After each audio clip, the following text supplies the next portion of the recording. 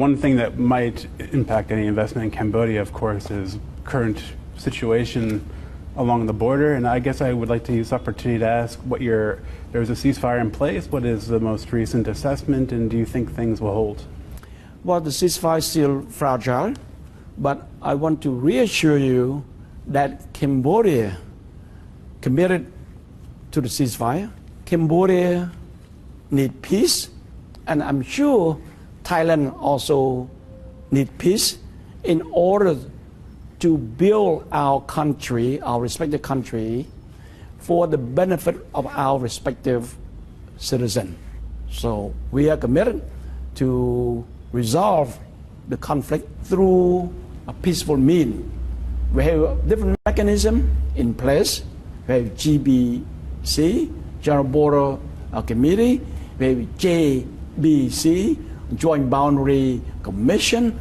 Cambodia and Thailand will be neighbor for next thousands of years. So let's work together to develop our economy for the benefit of our people, for the benefit of ASEAN. We cannot have a conflict or else we lose the credibility of ASEAN.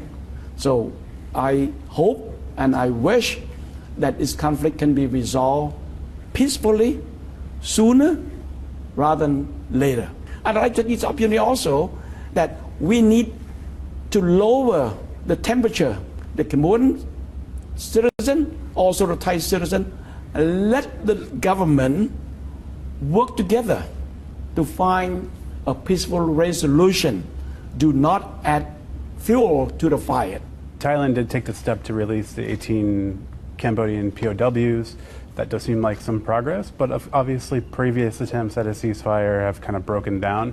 And so I wonder if anything has meaningfully changed this time around, that you think there's maybe a better chance that it will hold.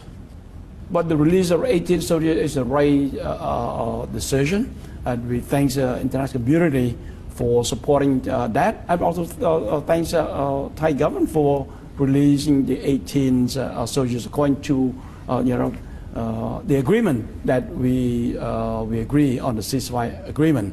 So, but since then we continue to work together. We ask the Thai government to convene the Joint Boundary Commission. Mm-hmm. They've done that before, so it's need to do it again. Thailand has kind of framed the recent strikes as an assault on scam centers. And I wonder if Cambodia sees any truth in that. You cannot use one issue, the scam, to invade the country. That's my own opinion. If the scam center happened in Cambodia territory, the government of Cambodia has the obligation, the right, sovereign right, to resolve them themselves. We don't need the third country to come to resolve the scam center in Cambodia. Cambodia authority arrested and deported Chen Zi, the head of Prince Group, to China. It took us a while to investigate, to collect all the information, and we took action. So when we have all the evidence, we took action according to the law of the land. Last year in April, Cambodia was among the top of the list of President Trump's tariff rates. It was very high, over 40%. You led the negotiations for Cambodia. The rate is now 19%, much lower. Now that a few months have gone by, I do wonder what has been the economic impact of those levies so far. 2 days after the announcement, our Prime Minister sent a letter to President Trump, offered to discuss, to negotiate in good faith the trade between Cambodia and the U.S. I believe that Cambodia was the first country that concluded a comprehensive reciprocal trade agreement between Cambodia and the U.S. Now, we are continue to discuss with USTR regarding certain sector that we believe should receive a lower reciprocal tariff.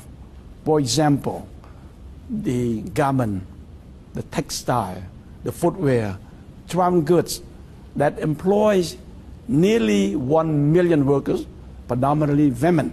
So we asked USTR to review those important sectors for Cambodia for potentially reducing or zero out those sectors. It's important for Cambodia. There's lots of investment across Southeast Asia from China, and I understand Cambodia is a beneficiary of that as well. Has there been any noticeable kind of uptick of investment from China as a result of these tariffs? The average, I would say, around 50% of our FDI come from China. We are trying to diversify our portfolio by going to different countries. I went to Europe a few times. I went to the US a few times. I went to Japan. I went to Korea. I went to Australia and other countries. Try to promote investment from other countries to Cambodia. Having said that, our law on investment does not discriminate against any investor. As long as they respect rule, regulation, law of the land, we review it and we approve the project.